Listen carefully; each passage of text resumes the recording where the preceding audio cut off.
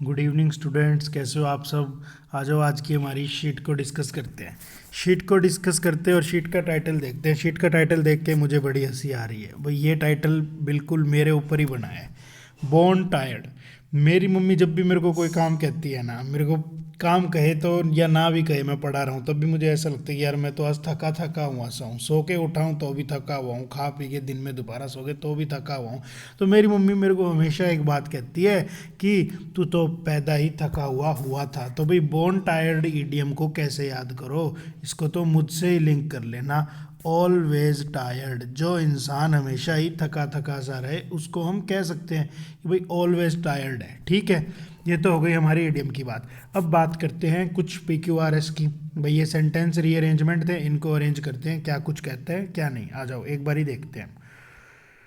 हाँ जी, इसमें ये बड़ी दिक्कत है, एक फ्रेम में नहीं आता। देखो इसके अंदर ना 6 सेंटेंसेस है, 6 सेंटेंसेस है। और मैंने आपको बताया था कि PQRS में अगर पूरी सेंस आप नहीं भी पकड़ पाए तो कोई बात नहीं, क्या ढूंढ लो, थोड़ी सी सेंस पकड़ लो, फिर कुछ कनेक्टर्स को ढूंढ लो। उसके बाद में कुछ आप क्या ढूंढ लोगे जी, 2 चीज़ें और ढूंढा करो। एक आप ढूंढा करो स्टार्टिंग, कि यार ये तो स्टार्टिंग हो सकती है सेंटेंस की। और एक आप ढूंढा करो क्या, आप ढूंढा करो एंडिंग, या जिसको हम कहते हैं कंक्लूजन, कि भाई ये कंक्लूजन हो सकता है। अभी इतना ही सीख लो, आगे बढ़ेंगे, इनके अंदर भी कुछ और चीज़ें डिटेल में बताऊंगा। तो भाई आप एक बात समझो बच्चों, 6 सेंटेंसेस है, इनसे मुझे एक पैराग्राफ बनाना है। यानी स्टार्टिंग तो इन्हीं 6 में से होगी, तो क्यों ना मैं एक एक करके सारे सेंटेंसेस को हटाता जाऊं और मैं देखता जाऊं कि कौन से वाला सेंटेंस फर्स्ट पे आ सकता है। अब हम पढ़ते हैं, देखो क्या कहता है। कहता है to date we have funded 801 grants over $111 in response to COVID-19 and the level of research we have seen from the recipients has been outstanding. To date, भाई आज तक ना हम लोगों ने, हालांकि हमारी बात नहीं कर रहा है, इतना हमारा बजट ही नहीं होता, ये फॉरेन की ही बात कर रहा है, कोई फॉरेन का ही आर्टिकल होगा। कह रहा है भाई आज की डेट तक ना हम लोगों ने 801 ग्रांट कर दिए, मतलब $801, $801 हमने ग्रांट करवाया। अब ये ग्रांट ओवर ना, इसने कोई करेंसी लगाना भूल गया कि भाई कितने इन्होंने करवाए, मिलियन थे, 801 मिलियन से जो भी छोटी थी उतने ग्रांट उसने करवाए, कोई करेंसी का स्किप हो गया, फिर भी मीनिंग निकल जाएगा। फिर हमने 801 ग्रांट किए, कितने में से, लगभग 111 मिलियन में से, किस चीज़ के लिए, इन रिस्पॉन्स टू कोविड 19 के लिए। और जो लेवल ऑफ रिसर्च है ना, भाई क्या किया है इन्होंने, पैसे लगाए और क्या किया, रिसर्च की। और जो रिसर्च का लेवल है ना, we have seen from recipients, हमने जिन लोगों को ग्रांट किया, जिन लोगों को हमने फंडिंग दी, उन लोगों ने रिसर्च की। और जब हमने उस रिसर्च का लेवल देखा तो वो सच में कैसा था, हैज़ बीन आउटस्टैंडिंग। सच में वो लेवल कैसा था जी, हैज़ बीन आउटस्टैंडिंग। पहला सेंटेंस ऐसी बात कहता है। तो पहला सेंटेंस बन सकता था स्टार्टिंग, अभी तक मैं इसको एलिमिनेट नहीं कर पाया। अब क्या कहता है, from the science and engineering behind critical diagnostic tools. भाई साइंस और इंजीनियरिंग, देखो इसने ना पेयर यूज करा फ्रॉम और टू का, इसने पेयर यूज करा, कहाँ गया, फ्रॉम और टू का। फ्रॉम कहाँ से लेके कहाँ तक, भाई साइंस और engineering behind critical diagnostic tools. भाई एक बात बताओ, पहले के ज़माने में मशीनें होती नहीं थी, पता ही नहीं था क्या बीमारी है क्या नहीं, है ना। वैसे तो ठीक रहता था, आदमी झटके में ही चला जाता था, इतना हॉस्पिटलों में नहीं फंसता था। लेकिन आजकल क्या होता है, टूल्स बन गए, मशीनें आ गई, जिससे डायग्नोस किया जाता है, प्रॉब्लम को देखा जाता है। मेडिकल डिवाइसेस और टूल्स की वजह से प्रॉब्लम को डायग्नोस किया जाता है। यानी स्टार्टिंग हमने कहाँ से की, पहले हमने प्रॉब्लम का पता लगाया कि प्रॉब्लम है क्या, उसके लिए लगाया फॉर। और अब हम कहाँ पहुँच गए, to where novel solution. Solution मेरा नाउन हो गया भाई, पहले हमने प्रॉब्लम का पता लगाया, अब हम उसकी सोल्यूशन तक पहुंच गए। सोल्यूशन भी कैसा है, नोवल है। कल की क्लास में मैंने बताया था नोवल कोरोना वायरस, यानी सोल्यूशन कैसा है जी, न्यू सोल्यूशन है। सोल्यूशन कैसा है जी, न्यू सोल्यूशन है। ठीक है, दैट हेल्प कम्युनिटी, जो हेल्प कर रहा है कम्युनिटीज़ की, भाई लोगों की, समुदायों की, बिजनेस की और इंडिविजुअल की भी, navigate the challenges in difficult time. भाई जो ये चैलेंजेस डिफ़िकल्ट टाइम में आ रहे हैं, इनको झेलने में हमारी मदद कर रहा है। The challenges of this difficult time, हाँ ये तो मैं बता ही चुका। NSF investment in science and technology are making a difference. भाई NSF ने इन्वेस्टमेंट की साइंस और टेक्नोलॉजी के बीच में, और साइंस और टेक्नोलॉजी में, और वो क्या कर रही है, डिफरेंस पैदा कर रही है। अब मैं एक बात कल वाली चीज़ से कहता हूँ कि भाई NSF की अभी तक फुल फॉर्म का जिक्र नहीं किया, तो अगर कोई ऐसा सेंटेंस आ गया जिसमें NSF की फुल फॉर्म है तो मुझे पता लग जाएगा कि सेकंड सेंटेंस हर हाल में उसके बाद आएगा। पहले फुल फॉर्म फिर शॉर्ट फॉर्म, है ना, तो सेकंड उसके बाद आएगा। जरूरी क्या है कि आए तो सही है ऐसा सेंटेंस, क्या पता जिक्र ही ना करें। अब आगे बढ़ते हैं। For example, advances in artificial intelligence and big data offer the potential to spot hidden pattern and raise the alarm about new diseases before they spread. अब कहते हैं एग्जाम्पल के तौर पे, पता नहीं किस चीज़ का एग्जाम्पल। अब जाके बच्चों मुझे एक बात पता चली, मैं आपसे कहता हूँ कि आजकल तो इंसानियत ख़त्म ही हो गई। उदाहरण के तौर पे देख लो, कल एक एम्बुलेंस वाला इतने पैसे मांग रहा था किसी पेशेंट से, यानी पहले मैंने कोई बात बताई उसके बाद मैंने एग्जाम्पल दिया। ऐसा थोड़ी है कि मैं पहले ही एग्जाम्पल दूंगा। यहाँ मुझे पता लगा कि भाई थर्ड से तो स्टार्टिंग नहीं करनी, मुझे एक लिंक मुझे मिल गया, थर्ड से मैं स्टार्टिंग नहीं करूँगा। अब क्या कहता है, आप समझो मेरी बात को। अब क्या कहता है कि भाई एडवांस हो रही है आर्टिफिशियल इंटेलिजेंस। आर्टिफिशियल इंटेलिजेंस क्या होती है भाई, ये मशीनें वगैरह नहीं होती जो रिस्पॉन्स करती है ह्यूमंस की तरह, उसको कह रहा है आर्टिफिशियल इंटेलिजेंस जो है कर रही है, एडवांस हो रही है। और बिग डेटा और बड़ा डेटा मिल रहा है, वो क्या कर रहा है जी, ऑफर द पोटेंशियल, हमें इतनी क्षमता प्रदान कर रहा है कि हम स्पॉट कर पाए हिडन पैटर्न को, बीमारियों के उन हिडन पैटर्न को जो भाई हमारे अंदर शरीर में शुरुआत में ही लक्षण हुए पता लग गया। इतनी हेल्प कर रहा है हमें कौन, आर्टिफिशियल इंटेलिजेंस। और साथ ही साथ रेज कर पाए अलार्म, एक अलार्म बज जाता है, मतलब पहले ही हमें पता लग जाता है उन बीमारियों के बारे में जो बीमारियां फैलने वाली है। जैसे कोविड था भाई, कोविड था, अब आप देख लो आर्टिफिशियल इंटेलिजेंस, कोविड चाइना में फैला, किसी ने सीरियस लिया ही नहीं, हालांकि फैला नहीं, उन्होंने बनाया, तो किसी ने सीरियस लिया ही नहीं। भाई हम सीरियस ले लेते, हमारे पास मैसेज तो आ गया था कि हमारे देश में फैलता, उससे पहले ही हमें पता लग गया। कैसे पता लग गया भाई, वहाँ लोगों ने मशीनों से चेक वगैरह करवाया। इस तरह की कोई बात कर रहा है कि हमें पता भी लग जाता है, एक अलार्म भी होता है कि भाई अब जाग जाओ, ऐसी समस्या हो रही है। आगे क्या कहता है, as the nation response to the कोविड-19 पेंडेमिक, जब नेशन कोविड-19 पेंडेमिक से रिस्पॉन्स कर रहा है, NSF ने क्या किया है जी, फंड किया है रिसर्च को। जो NSF ने फंड किया है ना रिसर्च को, वो प्ले कर रहा है एक क्यूरिशियल रोल। क्या प्ले कर रहा है जी, एक क्यूरिशियल रोल। आगे कहता है advance manufacturing and cutting edge engineering. भाई एडवांस मैन्युफैक्चरिंग और जो ये इंजीनियरिंग है ना, वो हमें एबल करवाएगी, सक्षम बना देगी किस चीज़ का, कि हम राइट टूल दे, सही औजार दे सही हाथों में, in the hand of first responders and medical professionals faster than. इस तरह की कुछ बात कर रहा है कि भाई एडवांस हो गई मैन्युफैक्चरिंग टेक्निक की और इंजीनियरिंग भी, कि अब हमारे पास इतनी क्षमता है कि हम सही औजार देंगे फर्स्ट स्टेज पर रिस्पॉन्स करने वालों को और मेडिकल प्रोफेशनल्स को। और फिर क्या कहता है, व्हेन दिस पेंडेमिक पासिस, जब ये महामारी गुजर जाएगी, पेंडेमिक होती है एपिडेमिक, महामारी, पासिस गुजर जाएगी, basic research will still be an engine of our economy. Basic research हम करते रहेंगे चीज़ों के ऊपर और वो हमारी इकोनॉमी का क्या करेगा, इंजन बनेगी। इकोनॉमी क्या होती है, अर्थव्यवस्था। गाड़ी का इंजन क्या करता है, गाड़ी को स्टार्ट करता है, तो अर्थव्यवस्था का इंजन है, मतलब रिसर्च करेंगे और बेचेंगे, पैसा आएगा, अर्थव्यवस्था बढ़ेगी। It will still अंडरपिन our national defense and it will still be the main driver of innovation and technology that enhances every aspect of life। इस तरह की कोई बात कर रहा है कि भाई बीमारी पास हो जाएगी लेकिन हम फिर भी क्या करेंगे, रिसर्च करते रहेंगे, और ये क्या करेगी, अंडरपिन करेगी। अंडरपिन का क्या मीनिंग होता है जी, अंडरपिन का मीनिंग होता है मजबूत करना, किसी चीज़ को और ज़्यादा स्ट्रेंथ देना, किसी चीज़ को और ज़्यादा स्ट्रेंथ देना, यानी क्या करना जी, अंडरपिन करना। ठीक है, अंडरपिन से कैसे याद रखोगे भाई, स्ट्रेंथ दे दी। मैंने तो लिंक करके याद करा था भाई, हम जब टाई वगैरह लगाते हैं थे स्कूल में, तो हमारी टाई वगैरह हिले ना तो हम उसके अंडर में एक पिन लगा लेते थे जो हमारी टाई को क्या देती थी, एक स्ट्रेंथ देती थी। ऐसे याद किया था। तो वो ये जो रिसर्च है ना, ये अंडरपिन करेगी, हमें और स्ट्रेंथ देगी, और ये रिसर्च ही मेन ड्राइवर रहेगी किस चीज़ का, इनोवेशंस का और टेक्नोलॉजी का, जो आगे जाके भी इंसानों की लाइफ में कुछ परिवर्तन करेगी। अब मुझे पता लगा 6 सेंटेंसेज में से मेरे पास जो इन्फॉर्मेशन निकल के आई, देखो महामारी की बात कर रहा है तो स्टार्टिंग में तो ऐसा नहीं कहेगा कि ये पास हो जाए।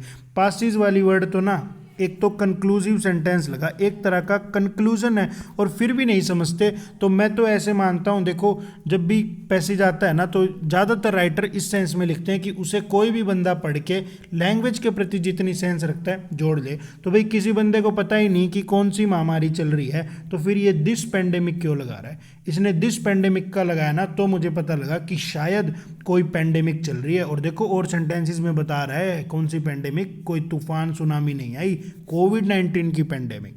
तो अब मुझे पता लगा कि सिक्स सेंटेंस से भी स्टार्टिंग नहीं हो सकती थी, अपने आप में इनकम्प्लीट सेंस दे रहा था। और मुझे क्या पता चला जी, इसी के साथ साथ में और मुझे क्या पता चला, मुझे पता चला थर्ड सेंटेंस से भी स्टार्टिंग नहीं करेगा। ठीक है, थर्ड से भी स्टार्टिंग नहीं होगी, सिक्स से भी स्टार्टिंग नहीं होगी। अब देखो क्या क्या बचा, फर्स्ट, सेकंड, फोर्थ या फिर फिफ्थ। फर्स्ट, सेकंड, फोर्थ या फिर फिफ्थ, इनसे स्टार्टिंग करेगा। अब एक बारी देख लेते हैं भाई क्या इनमें से भी कोई ऑप्शन हट सकता है क्या। First, second, fourth, fifth, fifth fifth fifth, हाँ देखो फिफ्थ के अंदर फ्यूचर की बात कर रहा है, विल बी ना एक फ्यूचर की सेंस देता है, विल प्लस मोडाल प्लस में हेल्पिंग वर्ब। और यानी मुझे एक बात पता चली बच्चों की फर्स्ट, फोर्थ और फिफ्थ में से फर्स्ट, सेकंड, फोर्थ, फिफ्थ मेरे ऑप्शन बचते थे। फर्स्ट, सेकंड, फोर्थ, फिफ्थ मेरे ऑप्शन बचते थे। इनमें से भी एक सेंटेंस को फिफ्थ सेंटेंस में फ्यूचर कर रहा था। तो देखो एक कॉमन सेंस की बात होती है, हम पहले कोई बात बताते हैं, ऐसा चल रहा है, ऐसा चल रहा है, ऐसा चल रहा है, ऐसा चल रहा है, आगे जाके ऐसा हो जाएगा। यानी पहले हम प्रेजेंट की बात करते हैं, जनरल अंडरस्टैंडिंग होती है लैंग्वेज के प्रति, फिर हम फ्यूचर की बात करते हैं। तो मुझे थोड़ा सा आइडिया लगा कि यार फिफ्थ को मैं पहले शुरुआत में नहीं लगा सकता, क्योंकि पहले ही फ्यूचर टेंस की बात नहीं करूंगा, पहले कुछ प्रेजेंट वाली बातें बताऊंगा मैं, इसलिए मैंने फिफ्थ को भी काट दिया। अब मुझे पता लगा स्टार्टिंग तो सिर्फ और सिर्फ होगी फर्स्ट, सेकंड या फिर फोर्थ में से। अब और आ जाओ, अब इनको उड़ा लेते हैं भाई, देखो कितना आसान है, फर्स्ट, सेकंड, फोर्थ में से। अब आप समझने की कोशिश करो, इसको मैं हटा दूं, एक बारी तो मैं स्टार्टिंग ही देख रहा हूं, अब आप एक समझने की कोशिश करना।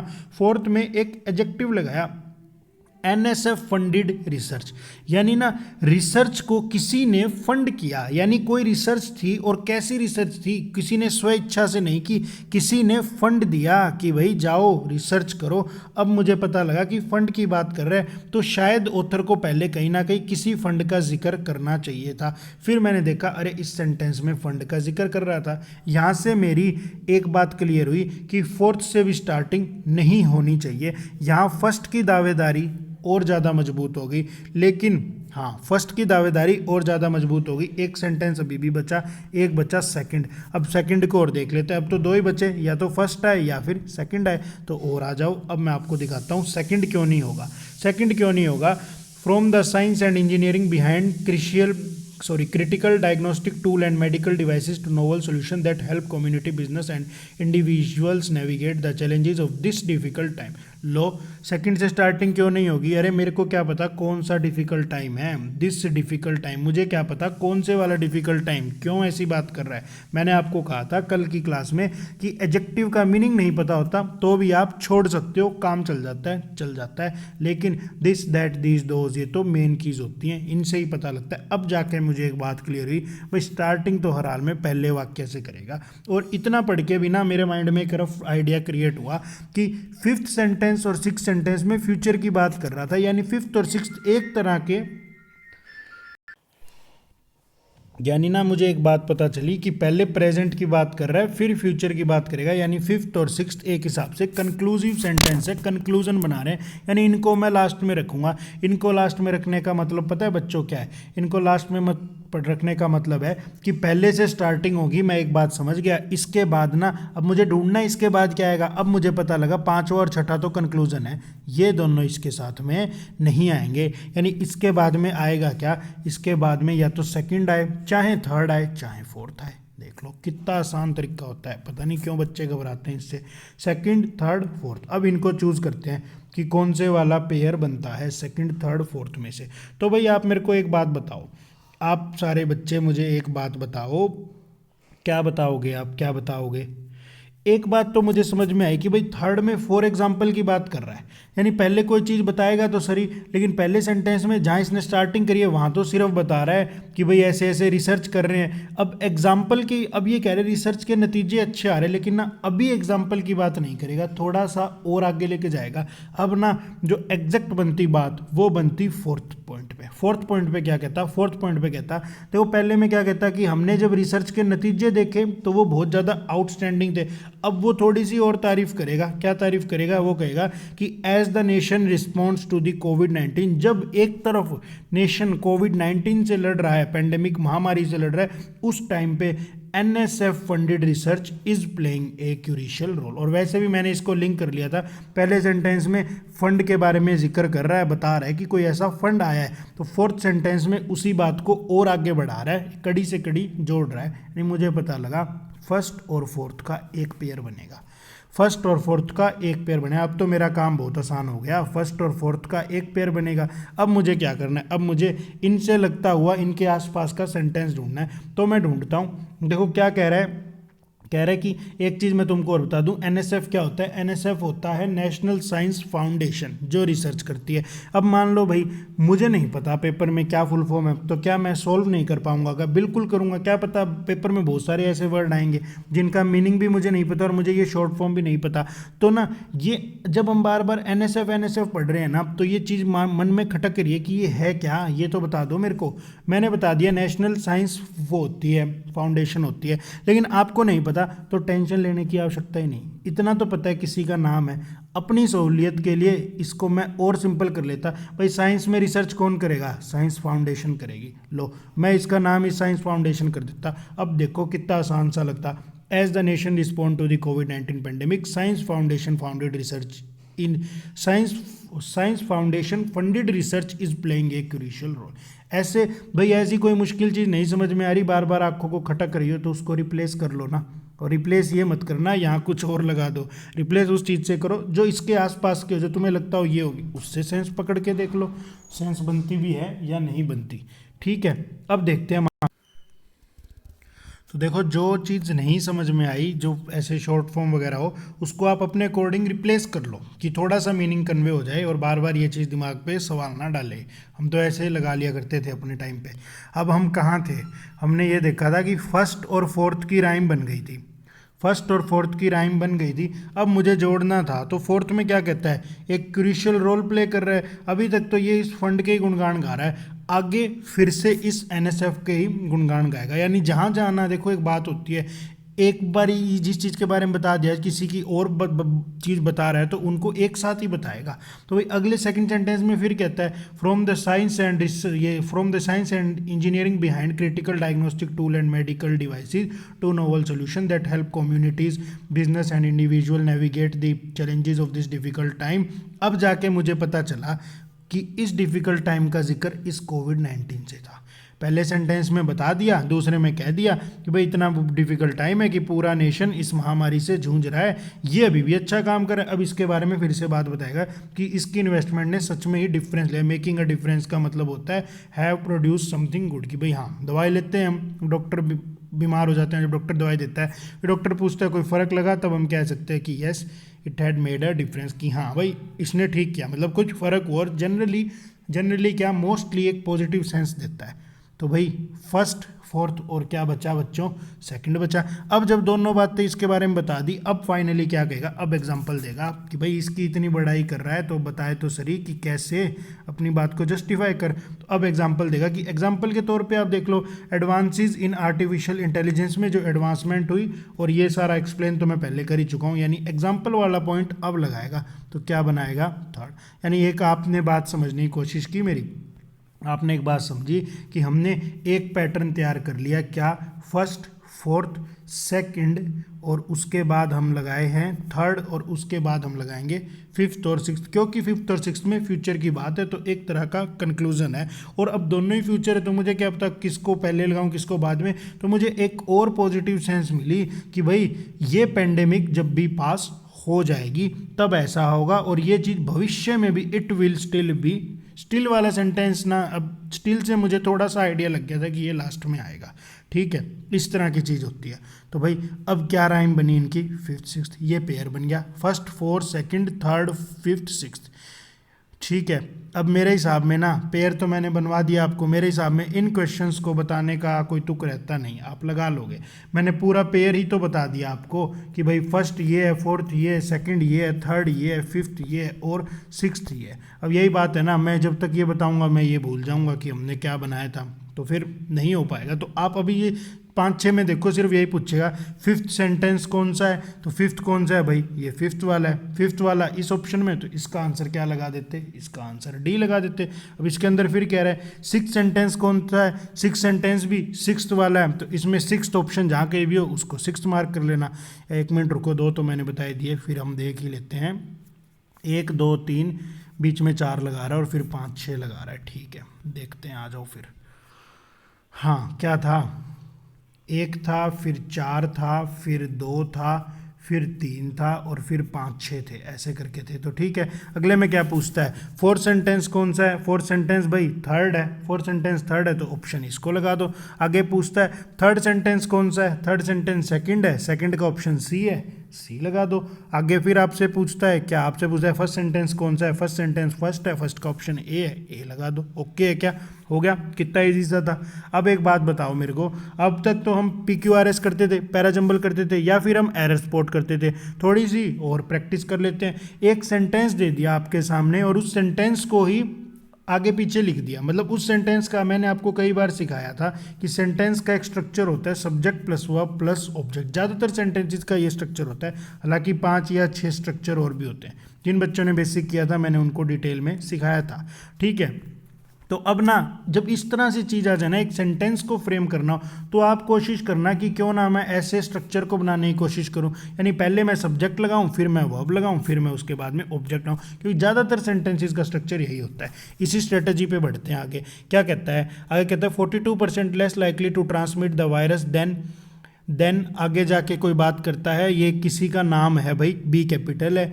बिम्बेरियंस review found that symptomatics people asymptomatic individual were. तो मुझे एक बात पता चली, मुझे क्या बात पता चली, स्टार्टिंग में अगर सब्जेक्ट लगाऊं, अब मैं बहुत डिटेल में जाने की कोशिश कर रहा हूं भाई, तो सब्जेक्ट नाउन बनेगा, क्या बनेगा, नाउन बनेगा। तो नाउन क्या होता है, किसी का नाम, तो ये तो कोई सब्जेक्ट नहीं बन सकता, 42% नहीं बन सकता भाई, यानी बी वाला सब्जेक्ट बन सकता है। यानी मुझे ना एक बात पता चली, इसमें none of the above option दे रखा है, इसीलिए ना मैं ऑप्शंस को यूज़ नहीं कर पाऊंगा, आगे ऑप्शन वाले भी बताऊंगा। यानी मुझे पता लगा कि शायद बी से सेंटेंस की स्टार्टिंग हो सकती थी। अब कहेगा फाउंड दैट, क्या फाउंड किया होगा, जब दैट कंजंक्शन आ गई तो दैट कंजंक्शन ने 2 चीज़ों को जोड़ा होगा ना, और 2 कंजंक्शन क्या करती है, 2 चीज़ों को जोड़ती है, यानी 2 वर्ब को जोड़ा होगा भाई। एक वर्ब फाउंड आ गई, बी से अगर मैं स्टार्टिंग कर देता हूं तो उसके बाद मुझे कोई और वर्ब वाला सेंटेंस चाहिए, और वर्ब है तो उसके लिए सब्जेक्ट भी है, या फिर भाई ना हो, सब्जेक्ट कब नहीं होता, जब भाई दैट से पहले कोई नाउन होता है। अब तो वर्ब है तो आगे सब्जेक्ट मिलेगा, तो मुझे क्या मिला, एसिम्टोमेटिक इंडिविजुअल वर। यानी मुझे एक बात पता चली कि भाई बी और डी का एक पेयर बनेगा। क्या पेयर बनेगा जी, बी और डी। इनमें भी ना अगर तुम्हें मीनिंग नहीं पता तो भी तुम थोड़ा बहुत आइडिया लगा लोगे, क्योंकि हम तो ग्रामर से खेल रहे हैं, मीनिंग तो पता ही होगा, मैं तो ग्रामर से करवाता हूँ ज़्यादातर चीज़ें। बी डी ए सी, तो देखो कहते हैं किसी बंदे का नाम है भाई, बार बार ये नाम पढ़ना ही इतना डिफिकल्ट हो गया। बेम्बेरियंस review found that symptomatic peoples, B तो यहीं तक था ना। बेम्बेरियन review found that asymptomatic individual were, अब वर के बाद वर्ब के बाद ऑब्जेक्ट, कोई ना कोई ऑब्जेक्ट, क्या कहेगा, were 42% less likely to transmit the virus.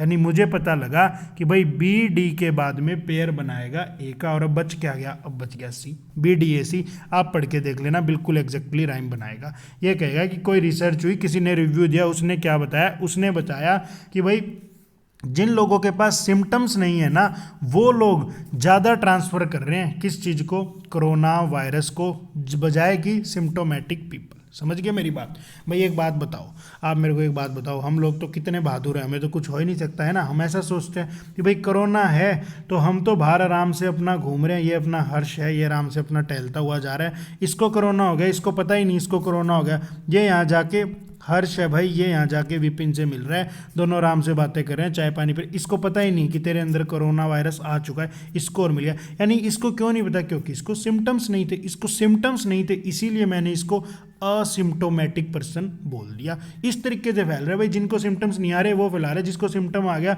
वो तो बेचारा घबरा ही गया, वो तो बेचारा घर के अंदर दुबक के बैठ गया कि अब तो गई जिंदगी, अब तो गई, वो तो बेचारा परेशान है ही। तो भाई ठीक है, इस चीज़ को मजाक में नहीं लेना चाहिए, काफ़ी टिपिकल चीज़ है, लेकिन फिर भी थोड़ा मजाक चलता है, सीरियसनेस इतनी भी नहीं होनी चाहिए कि हालत ही ख़राब हो जाए अपनी। ठीक है, तो इसका आंसर क्या था भाई? इसका आंसर था BDAC। क्या आंसर था जी? BDAC। ठीक है, अब आप 7th को देख लो। 7th में क्या कहता है? And all the data have been analysed. इसके अंदर भी none of the above option है, यानी मैं ऑप्शन से नहीं खेल सकता।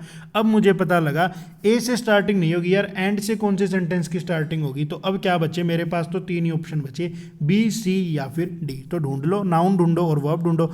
Although the vaccine might not turn out to be quite, हो सकता है। सी से अगर मैं शुरुआत करता हूँ, इट्स इफेक्टिवनेस, तो बिल्कुल भी नहीं होगा सी से स्टार्ट। क्यों नहीं होगा? क्योंकि आप सब बच्चों ने सीख लिया इट्स तो एक मेरा डिटरमाइनर होता है, या तो इट्स एक डिटरमाइनर होता है, यानी एक इम्प्रॉपर नाउन होता है, इससे पहले कोई ना कोई नाउन आया होना चाहिए। तो भाई मुझे क्या पता किसकी एफिशिएंसी, अगर मैं इससे स्टार्टिंग कर दूंगा तो मुझे पता ही नहीं लग रहा किसकी इफेक्टिवनेस की बात कर रहा है। यानी मुझे एक बात और पता चली कि सी से भी स्टार्टिंग नहीं होगी, तो बचा क्या? या तो बी या फिर D. So effective once the trial is, so से कैसे स्टार्टिंग हो जाएगी भाई? नहीं जम रही, कोई सेंस ही नहीं है। डी से भी नहीं, तो किससे स्टार्टिंग होगी? सिर्फ और सिर्फ स्टार्टिंग होगी बी से। अब ढूंढो तुम, अब ढूंढो क्या कहता है। 2 मिनट रुको, क्या कहता है? कहाँ गया भी? Although the vaccine might not turn out to be quite. भाई वैक्सीन जो है ना पूरी तरह से क्वाइट नहीं आएगी। आगे क्या देखो, क्वाइट ना एक तरह की एडवर्ब की तरह यहाँ काम करता, क्वाइट यहाँ काम करता किसकी तरह? एडवर्ब की तरह। एडवर्ब के बाद या तो कोई एडवर्ब आए या फिर एडजेक्टिव आए, है ना? तो भाई मुझे पता लगा, अब मुझे कोई एडवर्ब या एडजेक्टिव चाहिए। एंड तो कंजंक्शन थी, तो बी के बाद ए भी नहीं आ सकता। एंड कंजंक्शन थी, तो मुझे पता लगा बी के बाद में ए भी नहीं आ सकता। तो बी के बाद में क्या क्या है? इट्स भी नहीं आ सकता, कोई एडजेक्टिव था, इसे भी हटा दो। ऑप्शन ही क्या बचा? ऑप्शन ही बचा एक, सो इफेक्टिव। अब जाके मुझे एक बात क्लियर हुई कि भाई बी के बाद में डी आना चाहिए। बी के बाद में क्या आना चाहिए बच्चे? डी आना चाहिए। So effective once the trial is complete, एक बार ट्रायल कंप्लीट हो जाए, and all the data have been analysed. अब मुझे पता लगा कि भाई बी डी के बाद में ए अपनी सेंस बना रहा था। B D A, all the data have been analysed, कहाँ गया? हाँ, इट्स इफेक्टिवनेस। अब जाके पता लगेगा ये इट्स इस वैक्सीनेशन के लिए आया था। और अब क्या लगाऊं? एंड में सी लगा दूं, यानी राइम बनी BDAC की। ये क्या कहता है? BDAC है, आंसर है क्या कहीं पे? BDAC है, डी में आंसर है। अब एक बार इसका मीनिंग समझने की कोशिश करते हैं। मीनिंग में क्या कहता है? कहता है हालांकि वैक्सीन जो है ना पूरी तरह से तो इफेक्टिव नहीं हो पाएगी, पूरी तरह से तो इफेक्टिव नहीं हो पाएगी, लेकिन ना हमें क्या पता चलेगा, एक बार ट्रायल कंप्लीट होने दो, सारे डेटा को एनालाइज होने दो, इतनी डेथ हुई किससे हुई, तब जाके हमें पता लगेगा। फिर जाके हमें पता लगेगा कि उसकी जो इफेक्टिव है ना, फिर जाके नहीं, इस तरह सेंस है कि हालांकि वैक्सीन पूरी तरह से इफेक्टिव नहीं हो पाएगी, अभी नहीं बता सकते कितनी इफेक्टिव है, क्योंकि एक बार ट्रायल होने दो और उसके बाद में आप डेटा को एनालाइज होने दो, उसके बाद में पता लगेगा। फिर भी ये कहता है कि कम से कम भी भाई 50% से ऊपर तो जाएगी ही जाएगी, ऐसी कुछ सेंस देने की कोशिश कर रहा है। आगे कहता है to keep the lights on according to Johnson Bloomberg is unique in that he does not need. भाई एक बात बताओ, सेंटेंस की स्टार्टिंग, ये सारे सिंपल से सेंटेंस थे, कोई बहुत ज़्यादा कॉम्प्लेक्स नहीं थे। नाउन से करेगा, सब्जेक्ट वर्ब से करेगा ना, तो ढूंढते हैं इसके अंदर कोई सब्जेक्ट वर्ब कहीं दिख भी रहा है। तो मुझे पता लगा जी, मैंने सारे सेंटेंसेस को पढ़े तो मुझे पता लगा एक सेंटेंस में हु दिख गया, who advise GOP campaigns on their. इसके अंदर ना 4 सेंटेंस थे, ये थोड़ा सा टेढ़ा था, 5 थे इसके अंदर, ABCDE। एक सेंटेंस इररेलेवेंट था, यानी वो तो फ्लो में यूज ही नहीं होगा, पता नहीं कौन सा होगा, ढूंढ लेंगे। लेकिन मुझे पढ़ के पता लगी एक बात कि भाई हु से अगर स्टार्टिंग कर देता हूं तो इंटेरोगेटिव फॉर्मेशन चाहिए, लेकिन पीछे क्वेश्चन मार्क नहीं आएगा, साइन नहीं दिया, यानी यहां पर हु इंटेरोगेटिव प्रोनाउन नहीं, एक कंजंक्शन की तरह काम करेगा। यानी डी सेंटेंस से स्टार्टिंग नहीं होगी। तो फिर मुझे थोड़ा सा और देख के पता लगा कि अगर हु कंजंक्शन की तरह काम करेगा भाई, तो कंजंक्शन की तरह काम करता है तो हु विच दैट अपने से पहले आने वाले नाउन के अकॉर्डिंग वर्ब लेता है। तो हु के बाद वर्ब क्या ही, एडवाइस। अब एडवाइस कौन करेगा, कोई ना कोई नाउन करेगा। अब तुम नाउन ढूंढो। मुझे एक बात पता लगी कि डी से स्टार्टिंग नहीं होगी, लेकिन डी से पहले कोई नाउन आएगा और वो नाउन ही तो एडवाइस करवाएगा। तो अब ढूंढो क्या चीज़ एडवाइस करवाएगी, तब जाके मुझे डिटेल में थोड़ा सा देखना पड़ेगा कि भाई क्या चीज़ इसको एडवाइस करवाएगी। ठीक है, आओ ढूंढते हैं। अकॉर्डिंग टू दी जॉनसन, हाँ भाई, तो एडवाइस कोई लिविंग बीइंग करेगा या नॉन लिविंग बीइंग करेगा, लिविंग बीइंग करेगा। तो यहाँ कहता है रेस, रेस तो नॉन लिविंग थी, ये तो एडवाइस कर ही नहीं सकती, यानी इससे पहले ई भी नहीं आ सकता। अब बात कर लेते हैं जी, ई इससे पहले नहीं आ सकता, तो फिर क्या आ सकता था, during automated auctions for users, during automated auctions for user. जब हम पूरा सेंटेंस पढ़ेंगे तब आपको पता चलेगा ये तो इररेलेवेंट चीज़ थी। कैसे थी ये सेंटेंस, मैंने कहा था ना एक सेंटेंस ऐसा होगा जो यूज़ नहीं होगा, वो ई ही होगा। लेकिन अभी मुझे पता लगा डी से पहले ई नहीं आएगा। अभी तो मुझे पता ही नहीं कि ये इरेलीवेंट है भी क्या नहीं, तो अभी मैं इसको नहीं हटाता। मुझे एक बात पता चली कि भाई ये तो एक एडवर्ब थी, व्हेन का आंसर था when during automated auction for user. तो मुझे एक बात पता थी कि एडवर्ब या तो सेंटेंस के स्टार्टिंग में आती है ज़्यादातर, या सेंटेंस के एंडिंग में, बीच में एडवर्ब नहीं फंसती। तो जाके मुझे क्या पता चला, मुझे पता चला कि डी से पहले ये यूजर्स भले ही लिविंग थे, लेकिन ये भी नहीं आएगा। डी से पहले ये यूजर्स भले ही लिविंग थे, लेकिन ये भी नहीं है। मैंने ई को क्यों काट दिया, सी को काटना था ना। डी से पहले ये यूजर्स भले ही लिविंग थे, लेकिन फिर भी नहीं आना था। तो फिर क्या बचता, फिर एक ही चीज़ बचती, इन्वेस्टमेंट फिर से नॉन लिविंग थी, नहीं आती। बचता क्या, जॉनसन, किसी का नाम था, किसी का नाम था। तो मुझे एक बात पता चली कि जो ये हु है ना, ये एडवाइस वर्ब आई तो हु के लिए, लेकिन आई किसके अकॉर्डिंग है, इस जॉनसन के अकॉर्डिंग है। तो मुझे एक बात और क्लियर हो रही है अब कि भाई ए और डी का एक पेयर बनेगा।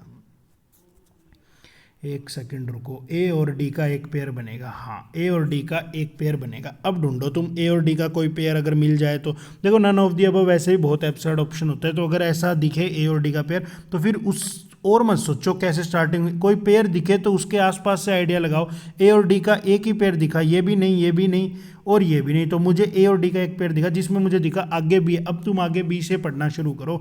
अब तुम इस सीक्वेंस को उठाओ कि क्या ये सीक्वेंस बनती भी है क्या नहीं। बिल्कुल बनेगी ये सीक्वेंस। ये सीक्वेंस क्या कहेगी, ये सीक्वेंस कहेगी, कहाँ गया, ये सीक्वेंस कहेगी ब्लूमबर्ग इज यूनिक। ब्लूमबर्ग जो है ये बंदा यूनिक है in that he does not need a return on his investment. उसे अपनी इन्वेस्टमेंट पे रिटर्न नहीं चाहिए। कब, to keep the lights on, भाई लाइट्स ऑन रखने के लिए। अकॉर्डिंग टू जॉनस्टन, ये बात किसने कही, जॉनस्टन ने कही। और कब कही, जॉनस्टन ने कही। कौन है जॉनस्टन, हु एडवाइज, जिसने एडवाइस किया था जीओपी कैंपेन्स को। कब, ऑन देयर, लास्ट में कोई एडवर्ब आनी थी, when on their Google strategy during the 2016 race. ऐसी कोई सेंस देता, बन जाता। ठीक है, आगे आ जाओ। अब नाइन्थ को देख लो। देखो नाइन्थ में क्या कहता है, ये फिर हट गया। नाइन्थ में क्या कहता है भाई, फिर से सेंस पकड़ने की कोशिश करेंगे, वही काम करना है, कोई ज़्यादा लंबी चौड़ी कहानी नहीं करनी। सब्जेक्ट ढूंढो, वर्ब ढूंढो, बात बनाने की कोशिश करो। अकॉर्डिंग टू से तो स्टार्टिंग कर सकता था, चलो इसको नहीं काटते अभी, तो इसके साथ नहीं काटेंगे भाई इसको। अकॉर्डिंग टू से स्टार्टिंग हो सकती थी, लेकिन अकाउंट्स फॉर से स्टार्टिंग नहीं होती थी, क्योंकि ये तो कोई वर्ब थी, वर्ब से ऐसे स्टार्टिंग नहीं करता। इंपेरेटिव सेंटेंस यूँ थोड़ी बनाता, ये नहीं होता। Through the end of February, या फिर कहता the democratic field has collectively booked $26 million in TV ad from the start of November. तो भाई अब मुझे एक बात पता चली कि एक सीक्वेंस में कह रहा है कि नवंबर से शुरू किया और कब तक चलता रहा, फरवरी के एंड तक वो ऐड पर पैसा लगाते रहे। तो मुझे पता लगा कि बी सेंटेंस तो बाद में आ रहा है, और किसके बाद आएगा, बी से पहले हर हाल में ई सेंटेंस का आना जरूरी है। सेंस ही तभी क्रिएट हो रही है, बी से पहले हर हाल में ई सेंटेंस का आना जरूरी है। एक सेकंड रुको, बी से पहले हर हाल में ई सेंटेंस का आना जरूरी। अरे बी को तो मैंने, भाई बच्चों एक बात बताओ, बी में वर्ब थी, इससे स्टार्टिंग होगी नहीं, मैंने गलत बोल दिया, मैंने बी इसको भी तो काटना था। अब मुझे जाके एक बात पता चली कि यहाँ ना थ्रो दिख रहा है, मुझे क्या दिख रहा है जी, मुझे थ्रू दिख रहा है, थ्रू दिखा, और यहाँ मुझे कहाँ दिखा, फ्रॉम दिखा। तो मुझे पता लगा नवंबर से कोई चीज़ स्टार्ट हुई और फरवरी के एंड तक चली, तो अब मुझे पता चला कि पहले ई आएगा और फिर क्या आएगा, सी आएगा। पहले ई आएगा और फिर क्या आएगा, सी आएगा। और फिर थोड़ी सी सेंस ने मुझे और समझदारी से बताया कि द आर्टिकल है, डेमोक्रेटिक एडजेक्टिव है, फील्ड कोई नाउन है, हैज़ कोई हेल्पिंग वर्ब है, कलेक्टिवली कोई एडवर्ब है और बुक्ड कोई मेन वर्ब है। यानी ये एक सेंटेंस का स्ट्रक्चर बना रही है सब्जेक्ट प्लस वर्ब का। तो क्यों ना भाई इसको पहले लगा ले डी ई सी। क्या सीक्वेंस बना, डी ई सी, और फिर कोई ऑप्शन बचा डी ई सी से। अब एक ही ऑप्शन बचता है डी ई सी से, कहाँ गया, डी ई सी से एक ऑप्शन बचा डी ई सी ए। अब इसको पढ़ के देखो सीक्वेंस बनती भी है क्या नहीं। डी से लग जाओ, कहाँ है D, the democratic field has collectively book. Democratic field ने कितना बुक किया, 260 मिलियन बुक किया टीवी एड में, नवंबर से स्टार्टिंग लेके फरवरी के एंड तक। और ये बात किसने कही, ये बात कही अकॉर्डिंग टू एड एनालिस्टिक ने, ये बात एड एनालिटिक्स ने ये बात कही। तो इससे मुझे पता लग गया, पूरा सेंटेंस कंप्लीट हो गया। ई का, इस बी वाले सेंटेंस का कोई भी तात्पर्य है ही नहीं, बेवजह में दिया हुआ है। आंसर इसका क्या बन जाता, एक सेकंड कहाँ गया कर्सर, आंसर इसका बन जाता ए। बात क्लियर हो रही है क्या, बिल्कुल हो रही होगी। अब 10th को देख लो, 10th में क्या कहता है भाई, 10th में फिर वही चीज़ स्टार्टिंग उठाने की कोशिश करते हैं। देखो क्या कहता है, एक बार ही पढ़ लो चाहे। They would also stream out from other star the, ये किसी की फुल फॉर्म है भाई, द नाम है, ये गैस है कोई उसका, टीम का नाम है। वैसे ये एक नोबल गैस होती है, हमने पढ़ी थी केमिस्ट्री में। The Xenon 1T team suggested that the low energy events could be due to the solar axions that could be produce in the sun, hypothetical particles with no electric charge. अब आप बात समझने की कोशिश करो, subject verb से अगर मैं लगाता हूँ तो भाई अगर मैं ई से स्टार्टिंग कर दूँ, फिर से इसके अंदर वही बात आ जाएगी, फिर से इसके अंदर वही बात आ गई। 5 सेंटेंस इन्होंने दे दिए और 4 के पेयर पूछ रखे, यानी एक सेंटेंस इररेलेवेंट है। जब ये इररेलेवेंट वाला आता है ना, तब थोड़ी सी गड़बड़ हो जाती है, तब थोड़ा सा मुश्किल रहता है उसको ढूंढना। अब वो इररेलेवेंट भी ढूंढना पड़ा, लेकिन अब मुझे पता लगा, मैं तो स्टार्टिंग ढूंढूंगा। मैंने देखा अगर मैं ई से स्टार्टिंग कर दूँ, अगर मैं स्टार्टिंग कर दूँ hypothetical particles with no electric charge, तो अब कोई वर्ब चाहिए। तो भाई ए में भी वर्ब नहीं है, ए से भी वर्ब नहीं बन सकती इसकी, बी में जो वर्ब है सजेस्टेड वो स्टीम के लिए आ गई, वो भी नहीं बन सकती, यहाँ कुड वर्ब इसके लिए आ गई, और यहाँ दैट कुड से भी बात नहीं बनती। तो मुझे पता लगा ई से स्टार्टिंग नहीं होगी, ई से स्टार्टिंग नहीं होगी। अब मेरे पास 4 ऑप्शन बच गए, अब मेरे पास 4 ऑप्शन बच गए कि अब देखते हैं कौन से वाले से स्टार्टिंग होगी। तो मुझे एक बात और पता चली, that could be produced in the sun. अगर मैं डी से स्टार्टिंग कर दूं तो स्टार्टिंग में ही कंजंक्शन आ जाएगी, तो इससे भी स्टार्टिंग नहीं होगी, ये भी हटा दिया। अब मुझे पता लगा कि 3 चीज़ें बची मेरे पास क्या बचा, मेरे पास बचा ए, बी या फिर सी, यानी इनमें से ही कोई ना कोई सेंटेंस स्टार्ट करेगा। और बच्चों एक चीज़ और, थोड़ी सी बुद्धिमत्ता लगानी पड़ती है पेपर में। मुझे पता लग गया था ए बी सी से स्टार्टिंग करेगा, नन ऑफ दी अबव नहीं आएगा। आएगा एग्जाम में, ऐसा नहीं कहता नहीं आएगा, लेकिन एब्सर्ड ऑप्शन होता है, बहुत कम यूज़ होगा। तो जब ऑप्शन से खेलोगे ना, तो एक बार इसको छोड़ो, एक बार ही सोचो कि नन ऑफ दी अबव तो जब आएगा जब राइम ही नहीं बनेगी। मैं राइम तो बनाऊँ, मुझे पता है ए बी सी से स्टार्टिंग होगी, लेकिन कोई भी ऑप्शन नहीं कहता कि, कोई भी ऑप्शन नहीं कह रहा इनमें से। मुझे मालूम लगा ए बी सी से स्टार्टिंग होगी, ये कहता है ई से नहीं होगी, ये कहता है डी से नहीं होगी, कहता है डी से नहीं होगी। मुझे पता लगा ये कहता है बी से स्टार्टिंग होगी।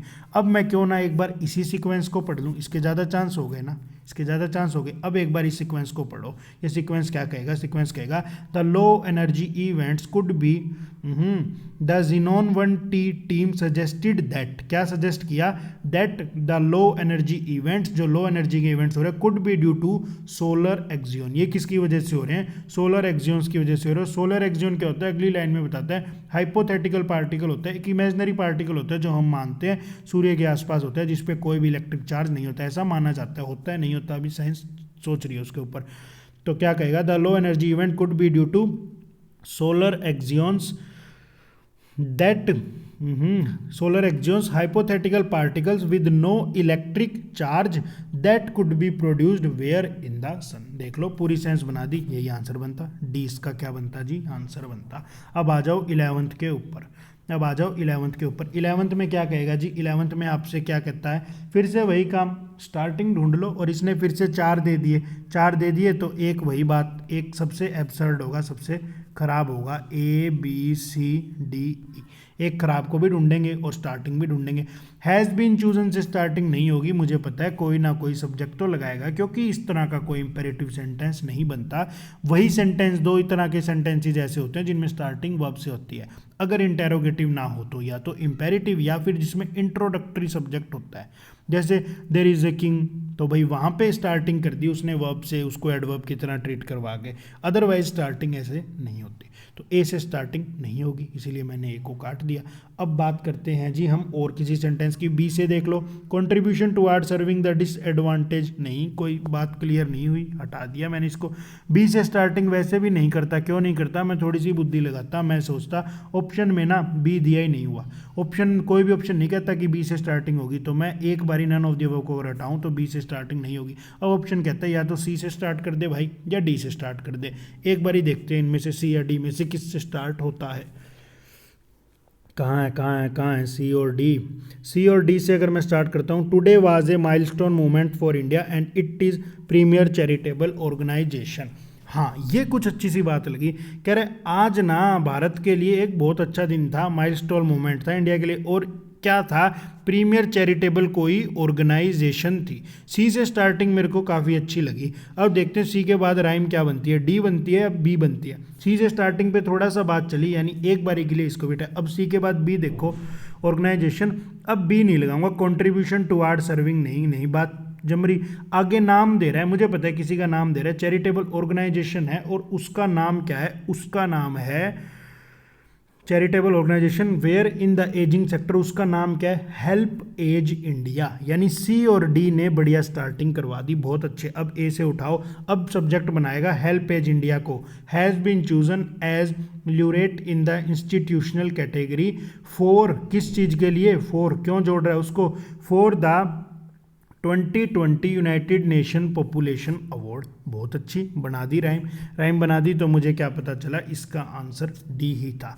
ये जो ल्यूरेट होता है ये होता है प्राप्तकर्ता, receiver of an owner, receiver of an owner, किसी पुरस्कार को, किसी सम्मान को जो प्राप्त करता उसे हम ल्यूरेट कह सकते हैं, ठीक है। और मुझे पता क्या चला, इस सेंटेंस को पढ़ के मुझे पता चला कि बी इररेलेवेंट था, बी इररेलेवेंट था क्योंकि इसने एग्जैक्ट राइम बना दी, इसीलिए बी इररेलेवेंट था, बी की आवश्यकता नहीं थी।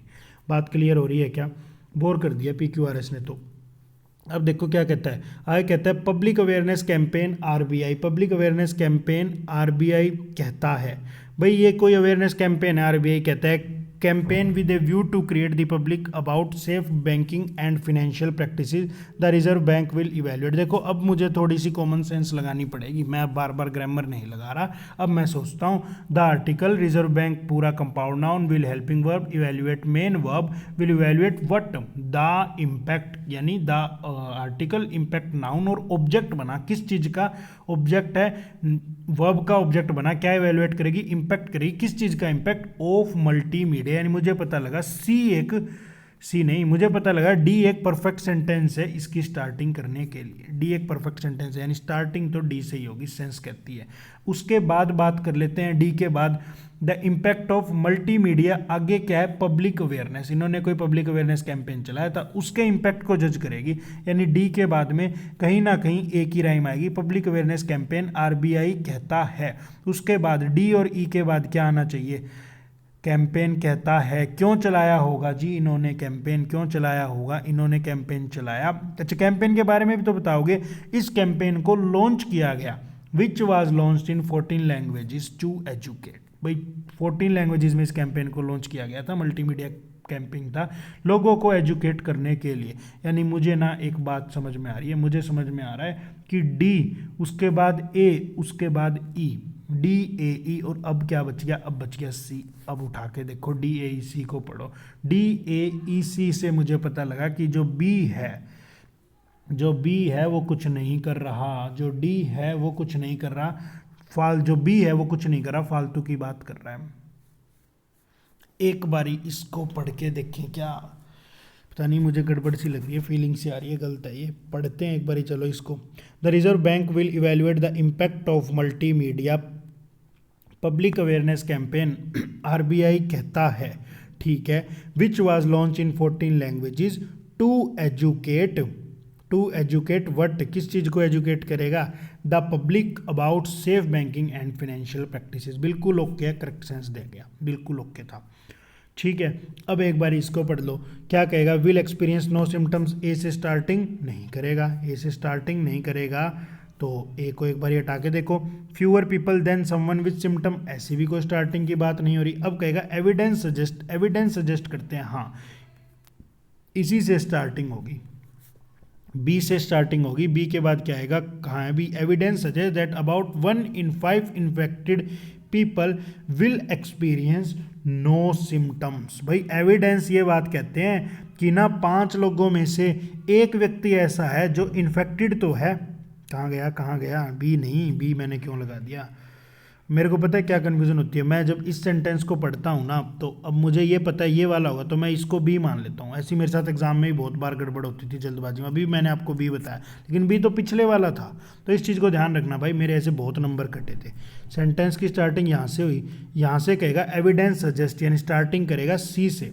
स्टार्टिंग किससे करेगा जी, सी से करेगा। Evidence suggest that about 1 in 5 infected people will experience no symptoms, उसे कोई सिम्टम्स एक्सपीरियंस होते ही नहीं, and they will transmit the virus, और वो ट्रांसफर करते हैं किस चीज़ को, वायरस को, टू सिग्निफिकेंटली, किसको देते हैं, fewer people than someone with symptoms, fewer people than someone with symptom. ठीक है, यही बनता है CADB, CADB, CADB, हाँ CADB ओके है, क्या गड़बड़ हो गई, CADB बिल्कुल ओके है। ठीक है, अब ना अब जाके थोड़ी सी चैन की सांस आएगी। क्यों चैन की सांस आएगी, क्योंकि मुझे थोड़ा और खेलने का मौका मिला ऑप्शन से। मैंने देखा कोई भी option none of the above नहीं है, कोई भी option none of the above नहीं है ना, तो मुझे क्लू ढूंढने में बहुत ज़्यादा आसानी मिलेगी। कोई भी option none of the above नहीं है तो भाई मेरे को पता है ना कि आंसर तो इन्हीं में से कोई एक है, तो क्यों ना मैं इन्हीं को अप्लाई करके देखता हूँ। अब देखो, अब आप सिंपल सी बात सोचो, जब मैंने इन ऑप्शंस को देखा, मैंने इन पे गौर करी, ये करना पड़ता है भाई, मैथ में भी हम ऑप्शन से खेलते थे, इंग्लिश में भी खेलना पड़ेगा। जब मैंने ऑप्शंस को देखा तो मुझे क्या पता लगा, 2A211, यानी मुझे पता लगा, ऑथर कहते हैं कि स्टार्टिंग कर दे भाई 1-2A, इन 3 में से ही किसी एक से स्टार्टिंग होगी। अब ढूंढ लो, ये इतना क्लू तो बहुत होता है। स्टार्टिंग बंदे ने 1 सेकंड में पकड़ा दी, और क्या लोगे, 1-2 और A से स्टार्टिंग होगी, 1-2, देखो मुझे ऐसे लिखना पड़ेगा, आपके पास शीट होगी उसको थोड़ा जूम कर लेना, 1-2A। भाई कैसे, ए से स्टार्टिंग करेगा या 1-2A से। सबसे पहले 1-2 पढ़ा मैंने, 1-2 पढ़ा तो मेरे को पढ़ने को मिला, Delhi on Wednesday reported, Delhi on Wednesday reported 5,673 COVID-19 cases, the highest single day increase in cases ever recorded in the city by a large margin। भाई वेंसडे को क्या हुआ, दिल्ली में ना एक दिन में लगभग 5700 के आसपास कोविड-19 के केस आए, और आज तक की हाईएस्ट पीक है जब से सिटी के अंदर इतना बड़ा मार्जिन। अब मुझे पता लगा कि फर्स्ट सेंटेंस अच्छा है स्टार्टिंग के लिए, अभी तक कोई कमी नहीं नजर आई। सेकंड को देख लो, nearly 1 in every 10 sample tested on Wednesday was positive. कहता है 10 में से एक को भी 10 में से कम एक आदमी तो पॉजिटिव मिला ही मिला जब भी हमने वेंसडे को सैंपल लिया। तो अब मुझे पता लगा, पहले दिल्ली के बारे में बताएगा, क्या चीज़ जरूरी है, वेंसडे जरूरी है या दिल्ली जरूरी है, दिल्ली जरूरी है ना, तो पहले स्टार्टिंग दिल्ली से करेगा, और बता रहा है कि दिल्ली के अंदर वेंसडे को ऐसे इतने केसेस है, और अगला सेंटेंस इसको जोड़ेगा, यानी 1 से 2 से ज़्यादा अच्छी स्टार्टिंग मेरा 1 करता है। इतनी बात तो मुझे पढ़ के ही पता लगी, और अब तो मेरा शक यकीन में बदल दिया। आगे कहता है ऑन एवरेज, भाई हम क्या कहते हैं कि यार कल ऐसा हुआ, हर बार तो ऐसा हो नहीं होता, हम यही तो बात कहते हैं। भाई मान लो मैं ऑटो से अपने घर आता हूँ तो मैं कहता हूँ कि यार कल ऐसा हुआ, मुझे ऑटो ही नहीं मिला, नहीं तो लगभग ना हर बार मुझे 10 मिनट में ऑटो मिल जाता है। तो मैंने एवरेज की बात जब मैं पहले कोई और बात बता के आया, अब मुझे पक्का यकीन हो गया कि पहली सेंटेंस की स्टार्टिंग करेगा 1 से, और फिर ए का पेयर बनाएगा, और जो 2 है ना वो तो एक तरह का कंक्लूजन दे रहा है। अब देख लो, यही बात है, ऐसा कोई भी ऑप्शन मिलेगा तो वो आंसर होगा, हर हाल में आंसर होगा। स्टार्टिंग करे 1 से, तो 1 से स्टार्टिंग करे, 2 से स्टार्टिंग नहीं, ये भी गया, ये भी गया, ये भी गया, ये भी गया, 2 ही बचे, और 2 तो एक कंक्लूसिव है, यानी एंड सिक में आएगा, या तो सबसे लास्ट में है या भाई बिल्कुल कहीं बीच में है, स्टार्टिंग में नहीं आएगा। और ए से स्टार्टिंग देख लो, एक ही ऑप्शन बचा 1A2, पढ़ के देख लेना बच्चों, बिल्कुल एज इट इज राइम बनाएगा। एग्जाम में ऐसा नहीं होगा, इतना टाइम नहीं मिलेगा कि हम सारे सेंटेंसेस को पढ़ें, तो कई बार हमको ऑप्शन से खेलना पड़ेगा। जैसे अभी खेल लिया, आप पढ़ के देख लेना, बिल्कुल एग्जैक्ट राइम बनाएगा, बिल्कुल सही है। सेम चीज़ अगले वाले में मैं ऑप्शन से खेल जाऊंगा, मुझे पता लग गया भाई अगले वाले में क्या, कि इसमें भी none of the above option है ही नहीं, none of the above option नहीं है, तो फिर मैंने देखा कि सेंटेंस की स्टार्टिंग ऑथर किससे करवाना चाहता है। ऑथर कहता है वही काम कर रहा है, ऑथर तो हमारा महान आत्मा है। ऑथर तो फिर से कह रहा है कि भाई या तो ए से शुरुआत कर दो, या 1 से, या 2 से। अब फिर उठा लो, ए में तो दिखा बट, तो भाई बट से तो स्टार्टिंग होनी नहीं चाहिए थी, तो ऑथर ने एक और हिंट दे दिया। अब देखते हैं 1 और 2 में, 1 और 2 में क्या कहता है जी। 1 और 2 में कहता है कि भाई the Bihar election kicked off on Wednesday with the first phase of polling. The fact that this is the first time, the fact that this is the एक second, the fact that this is the first time, तो भाई एक बात और पता चली, this is the first time voters in any part of India are getting to express their political choice in the middle of the pandemic make the election significant. कहता है बिहार में ना किक ऑफ का मीनिंग होता है start. आज आपको पता ही होगा, बच्चों को परिवर्तन सीरीज शुरू कर रखी है, तो वो भी देखा करो, उसकी भी तो पीडीएफ देते हैं तुमको, उसके अंदर सिखाया था किक ऑफ का मतलब होता है स्टार्ट करना। वहाँ मैं बता नहीं पाया लिंक कैसे करो इसको, हाँ बारे बताया तो था, फुटबॉल को किक मार के मैच शुरू होते हैं, तो ऐसे लिंक करो, ठीक है। तो भाई कहते हैं बिहार इलेक्शन आज शुरू हो गए, वेंसडे को शुरू हो गए, पहले चरण की वोटिंग शुरू हो गई। और एक फैक्ट और है कि ऐसा पहली बार हुआ है जब भारत के किसी भी पार्ट में कोरोना के बीच में ही इस तरह से इलेक्शन करवाए जा रहे हैं। यानी मुझे एक बात पता चली, ए से स्टार्टिंग हो नहीं सकती थी। ऑथर कहता ए या 1 2 में से कोई एक छांट ले भाई, तो ए मैंने हटा दिया, 1 2 में पढ़ के पता लगा 1 ही सबसे अच्छा है, 1 ही सबसे अच्छा है, तो 2 से भी स्टार्टिंग नहीं होगी। अब इन दोनों को पढ़ के भी मैंने देखा कि 1 और 2 जो है ना, वही सबसे अच्छी राइम बनाते हैं। अब आप एक बात पढ़ो, 1 और 2 ने राइम बनाई, लेकिन ए ने आके कंप्लीट कर दिया। कहता है कि ये दिन क्यों इंपॉर्टेंट है, क्यों महत्वपूर्ण है, क्योंकि भाई ऐसा पहली बार हो रहा है कि कोरोना के चलते ही, कोरोना चल रहा है और हम इलेक्शन भी करवा रहे हैं, लेकिन उससे भी ज़्यादा पॉलिटिकल इम्पोर्टेंस बहुत ज़्यादा है राजनीतिक तौर पे। ये तो चलो एक ऐतिहासिक दिन कह दे, लेकिन राजनीतिक तौर पे भी ये दिन बहुत ज़्यादा इम्पोर्टेंट है, जब political important goes beyond that. लेकिन जो पॉलिटिकल इंपॉर्टेंस है ना, वो इस इंपॉर्टेंस से भी गोज बियॉन्ड आगे बढ़ जाती है। बस इतना ही पढ़ना है, एग्जाम में कोई हमें किसी को समझाना नहीं है, हमें चाहिए अपना आंसर, चाहे कैसे ही आए। तो मुझे पता लग गया 1 2 अपने आप में पूरे हैं, इसका आंसर क्या बनेगा, सी बनेगा। पढ़ के देख लेना, यही बनेगा। अब बात कर लेते हैं, हर तरफ फैली है नेगेटिविटी, आज की पॉजिटिविटी। एसके क्लासेस का पॉजिटिव प्रोटोन आपको क्या कहता है? एसके क्लासेस का पॉजिटिव प्रोटोन कहता है कितना भी पकड़ लो फिसलता ज़रूर है, ये वक्त है साहब बदलता ज़रूर है। तो भाई कैसे भी हालात क्यों ना हो, टेंशन नहीं लेनी, कोई टेंशन नहीं लेनी। एसके क्लास खड़ी है तुम्हारी मदद के लिए, बस तुम पढ़ते जाओ, वक्त पक्का ही पक्का बदलेगा, कैसा भी हो सीखा ही होगा। अच्छा टाइम भी चला जाता है इंसान का, बुरा टाइम भी चला जाता है। आज बुरा है कोई बात नहीं, चला जाएगा, कल अच्छा आ जाएगा। अच्छा आएगा तो भाई वो बुरा नहीं होगा, मान ये थोड़ी कहेंगे अच्छा चला जाएगा और बुरा होगा। अच्छा आएगा तो भाई जैसा अच्छा, जैसी मौज आज है वैसी कल नहीं, थोड़ी सी कॉम्प्लिकेशंस आती रहेंगी, यही बात है। निराश नहीं होना, पढ़ते रहो, तैयारी करते रहो, वक्त बदलेगा, आपका भी वक्त आएगा। ठीक है, यही थी आज की शीट। उम्मीद करता हूँ पसंद आई होगी। आई है तो लाइक करो, नहीं आई तो डिसलाइक करो, बताओ क्यों नहीं आ रही पसंद। Thank you students.